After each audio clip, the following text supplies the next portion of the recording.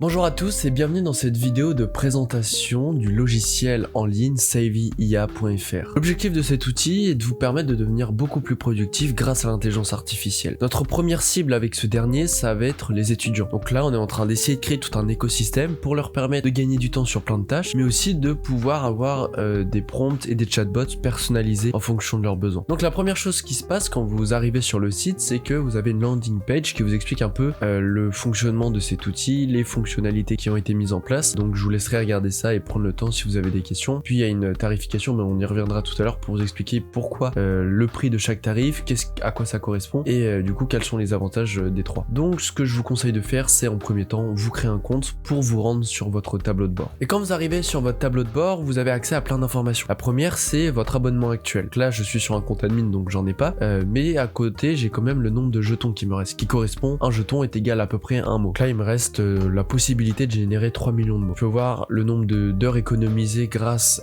aux outils que j'ai pu utiliser et je peux retrouver tous les documents que j'ai générés ici par l'outil et les différentes fonctionnalités qui sont à gauche qu'on va voir une à une juste après, et ensuite mes modèles favoris que vous allez comprendre aussi pareil. Pour retrouver tous ces documents, vous avez ici le bouton document et vous avez la liste qui, vous allez voir, dès que vous générez quelque chose s'ajoute là, et à partir de ça vous pouvez créer des dossiers et l'organiser comme vous le souhaitez, et donc ça permet vraiment de structurer un espace, et quand par exemple vous cliquez sur ça, c'était un prompt que j'avais généré, vous retrouvez justement le texte et là vous avez plein de fonctionnalités qu'on verra juste après qui sont à peu près les mêmes qu'on peut avoir sur des Google Docs, sur des Word, mais avec un truc en plus qui est la génération avec l'intelligence artificielle, mais on va y revenir juste après. Ensuite, la toute première fonctionnalité qui intègre l'intelligence artificielle, c'est le rédacteur. Le rédacteur, il va pouvoir, à partir de quelques informations que vous allez lui transmettre, vous générer un texte. Donc là, il y en a plusieurs qui sont de base, mais on va en ajouter en fait toutes les semaines. Ça va faire partie de nos mises à jour hebdomadaires. Donc là, on peut par exemple résumer un texte à partir d'un très long texte. On peut faire des légendes pour les posts Instagram. Et tout ce qui est en rouge, c'est à destination des étudiants. Donc on a par exemple là, créer une fiche de révision, s'entraîner à l'oral, connaître à l'avance les consignes de son examen et trouver des livres en lien avec un sujet. Donc par exemple quand je prends créer une fiche de révision, ici je peux mettre le nom de mon sujet, l'âge que j'ai actuellement, la langue, bon ça français évidemment, la longueur maximale, donc on peut aller jusqu'à 600, le nombre de résultats si j'en veux plusieurs à la suite, puis après la tonalité, puis la qualité de résultat. Et dès que vous faites générer avec les informations que vous rentrez, eh bien le texte apparaît ici, puis vous pouvez le mettre un titre et le retrouver ensuite dans vos documents. Le deuxième outil qui intègre l'intelligence artificielle, c'est les illustrations. Donc on a mis dedans deux modèles. On a mis le modèle de DALL-E qui correspond à celui d'OpenAI. À partir de ça, vous pouvez rentrer un prompt qui est donc la phrase, la description de l'image que vous souhaitez. Et si vous souhaitez mettre un peu plus d'informations, il y a les paramètres avancés. Donc pour mettre la résolution de l'image, le style, pareil c'est un autre style mais qui correspond plus à tout ce qui photographie, là l'humeur de l'image, et ça correspond plutôt souvent quand vous voulez faire des portraits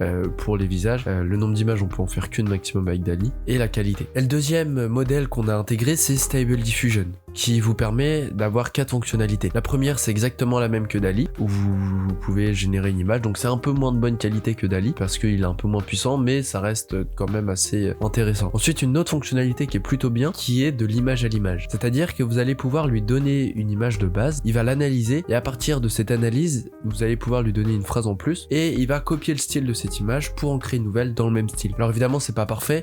Lui en tant que IA il peut pas non plus copier-coller, c'est-à-dire que si vous mettez un élément 3D, un portrait en 3D, il va pas vous changer le visage exactement de la même manière, mais il va s'en inspirer. Ça c'est bon à prendre en compte si vous avez un style d'illustration très précis à vouloir mettre en place. Ensuite il y a l'amélioration de la résolution qui vous permet, comme son nom, d'ajouter une image, d'améliorer la qualité de la résolution par l'intelligence artificielle. Puis après, une fonctionnalité qui est aussi pratique, c'est le multi-prompting pour ajouter plusieurs phrases à un titre pour générer plusieurs images. La fonctionnalité suivante, c'est le créateur d'articles. Alors il faut savoir que c'est une fonctionnalité qu'on ne met pas à tous les utilisateurs pour le moment parce qu'elle est en bêta et qu'elle n'est pas encore parfaite sur sa génération. En fait, elle permet à partir de plusieurs étapes de vous générer un article d'excellente qualité. Donc au début, on va demander de quoi parle le sujet, ensuite on va demander des mots-clés, le sommaire.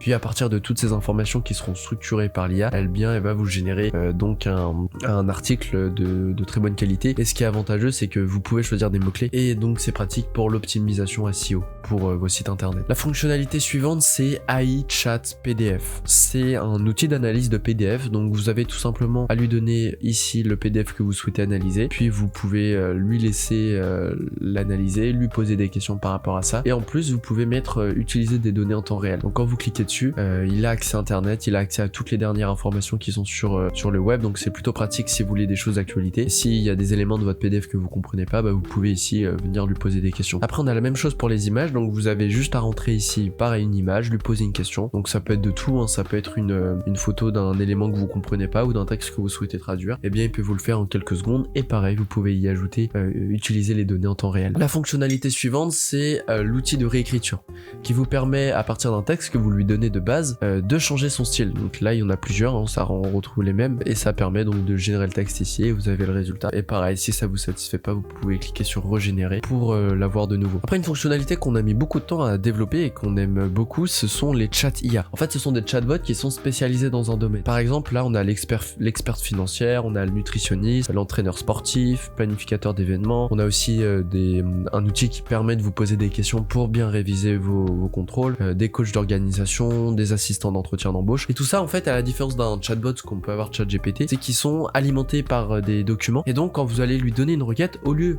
de se baser sur une grosse base de données, eh bien il va être beaucoup plus précis dans ses demandes et donc y avoir des résultats de bien meilleure qualité. Et l'objectif c'est que comme pour les rédacteurs IA, on va en ajouter toutes les semaines. On va aussi en fonction de vos retours les améliorer si vous n'êtes pas satisfait de certains. Et donc surtout en ajouter en fonction de vos besoins. La fonctionnalité suivante c'est le code IA qui simplement vous permet à partir d'une description du code que vous souhaitez et du langage que vous souhaitez, eh bien il va vous le générer ici, vous avez juste à le copier et puis vous le mettre dans votre code directement. Ensuite une autre fonctionnalité que j'aime beaucoup c'est YouTube AI qui permet à partir d'un lien YouTube d'avoir des résumés. Donc là je vais prendre par exemple un lien, je sais pas à quoi ça correspond mais c'est un lien d'une vidéo YouTube. Je vais à partir de ça pouvoir préparer un article de blog, expliquer l'idée principale, créer une liste, créer un résumé en quelques mots, élaborer les pour et les contre. Donc c'est bien, le dernier c'est bien pour les débats mais sinon pour le reste c'est pas nécessaire. Donc ce qui est bien c'est que par exemple créer une liste, tac, vous faites générer et automatiquement il va nous générer la liste qui résume un peu les vidéos qui résume les idées de la vidéo. Donc là il y en a plein qui se génèrent, donc je pense que ça doit être une vidéo sur la guerre en Ukraine. Là vous avez 9 points en fait qui met en avant les points les plus importants à retenir de la vidéo. Donc c'est très pratique si vous n'avez pas le temps ou si vous voulez voir avant de regarder la vidéo si elle est de bonne qualité, si les arguments sont de bonne qualité aussi, ça vous permet en quelques secondes d'avoir un œil critique sur ça. Et vu que c'est un grand résumé de tout le script de la vidéo, eh bien il en retient les éléments les plus importants à retenir. Et pour finir, la dernière fonctionnalité qui intègre l'IA, c'est le discours to text. C'est simplement pouvoir mettre un fichier audio pour qu'il vous le retranscrit au mot près. Donc l'avantage de ça, c'est que si dans un cours, vous enregistrez oralement ce que dit le professeur, donc évidemment il faut bien demander son autorisation, et si vous lui demandez, donc vous pouvez enregistrer pendant 1 heure, et bien à partir de cet enregistrement vous pouvez le mettre dedans et ça va vous faire du coup une retranscription, et à partir de cette retranscription vous avez juste à le copier-coller puis à le mettre dans le chat IA pour en faire un résumé ou tout simplement en faire une fiche de révision. Et ça va faire partie du coup des nouvelles mises à jour qu'on va ajouter, c'est de pouvoir dans les rédacteurs IA à partir d'un long texte, à partir d'un cours, de pouvoir en faire une fiche de révision. Pour le moment la seule fonctionnalité qu'on a c'est créer une fiche de révision, mais c'est simplement avec le nom du sujet. Donc ça peut pas être aussi précis que le cours directement. Après vous avez un système d'affiliation, donc pour toutes les personnes que vous invitez avec votre lien, vous touchez 20% de l'abonnement et un support client de tickets si vous avez des questions, des problèmes avec votre abonnement, on répond ultra rapidement. Quand vous inscrivez sur le site, vous avez accès à 100 mots gratuitement. Alors ces 100 mots, ils vous permettent pas non plus de générer plein de textes, il vous en permet à peu près d'en faire 2-3 grand maximum, mais si vous souhaitez en avoir un peu plus, il suffit d'aller dans mettre à jour et là vous allez vous retrouver avec 3 types d'abonnements, 6 au total avec les abonnements annuels. La différence entre les 3 abonnements, c'est le nombre de jetons, le nombre de mots. Sur les 3, vous avez accès aux fonctionnalités dans tous les cas. Et surtout, l'avantage qu'il y a, c'est que vous avez accès à ChatGPT 4. Parce que je sais pas si vous le savez, mais la seule manière d'avoir accès à GPT 4 aujourd'hui, c'est par l'abonnement à 20€ par mois d'OpenAI. Sauf que du coup, l'avantage avec cet abonnement à 20€ par mois, c'est que vous l'avez en illimité. Mais il y a une chose que je sais, c'est que beaucoup d'étudiants de manière générale n'ont pas besoin de l'utiliser au quotidien, mais seulement sur des courtes périodes dans le mois. Donc c'est pour ça qu'on a mis en place des abonnements à 15 000 mots qui vous permet quand même de générer à peu près trentaine de textes et qui vous permet de générer aussi 30 images. Donc en termes de rapport qualité-prix, celui à 5€ est parfait pour ceux qui ont besoin de temps en temps l'utiliser. Ensuite on a celui à 9€ qui permet pareil d'avoir le double, donc 30 000 mots par mois, et donc c'est bien aussi si vous souhaitez l'utiliser 1 à 2 fois par jour grand maximum, et ça vous tient du coup tout le mois. Puis le dernier abonnement c'est celui à 17€ qui pareil, donc là c'est pas affiché mais il a accès limité à 60 000 mots. Donc pareil, si vous avez une forte utilisation et un fort besoin, bah cet abonnement il sera parfait pour vous. Et puis pareil, vous avez ensuite les abonnements annuels hein, qui sont les mêmes mais simplement avec un nombre de jetons beaucoup plus élevé. Donc c'est très avantageux pour ceux qui veulent l'avoir vraiment sur le long terme. Donc voilà, si vous avez des idées, n'hésitez surtout pas à les mettre en commentaire. Si vous avez envie de tester la plateforme, le lien est en description. Et si vous avez des questions, vous pouvez directement venir ici sur le support client pour nous poser du coup des idées ou quoi que ce soit et on répondra assez rapidement. Merci d'avoir regardé cette vidéo en entier et je vous dis à très bientôt.